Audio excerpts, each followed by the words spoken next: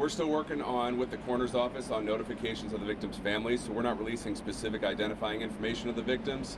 But like the sheriff said, they were all adults, 7 males, 1 female, and a mixture of Asian and Hispanic victims. Can you tell how many Latinos and how many Asians? I'm sorry, I don't have that specific information at this time. Were all of the victims specifically targeted, or was it seem like a random? Again, we're not releasing that information at this time. The female on the bed or still one in the hospital? I'm sorry, I don't have that information. Can you tell us if, you know, a little bit about his background? Anything that would have given you any kind of, you know, information that he would actually do this? Does he have any prior convictions or has been trying to do anything in the past? So as far as his criminal history, we're not releasing that information. I will say that there were no specific indicators that would have led us to believe that he was capable of something like this, and he was not known to us or to have any sort of, again, indicators that may have led us to believe that this was something he might have done. Now, he's Chinese national. How long has he been in the United States? We're not releasing any information as related to his status like that. Can you tell us how long he worked at the mushroom farm? I don't have the specifics as that for that.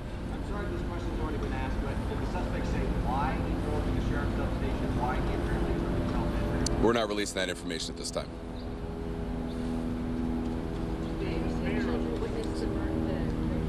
I'm sorry? Tell us about the children who witnessed. We don't have any information that they were witnesses to the incident. We know these farms, there is a mixture of folks who work there as well as reside there. And we do know that there were some children in the vicinity, but as far as being specific witnesses to it, we don't have that information. Did the suspect live on the farm as well? I'm sorry, I don't have that information. Mayor Hopkins Day said in an interview this morning that a lot of these farm workers experience a lot of distress, anxiety, because of work conditions and living in them. Do you know what role, if any, that might have played? As far as what led to this specific incident, I don't have any information like that. I will say that the coast has experienced its share of challenges over the last few weeks, specifically as it relates to all the incredible weather we've had. There's been flooding, there's been people out of work. So the coast has certainly had its share of challenges recently, and this just adds to that stress.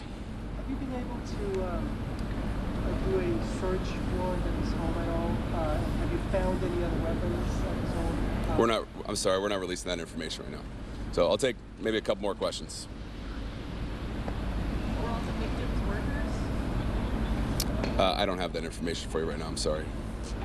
Last one? All right, thank you very much. Sheriff, do you have anything to add?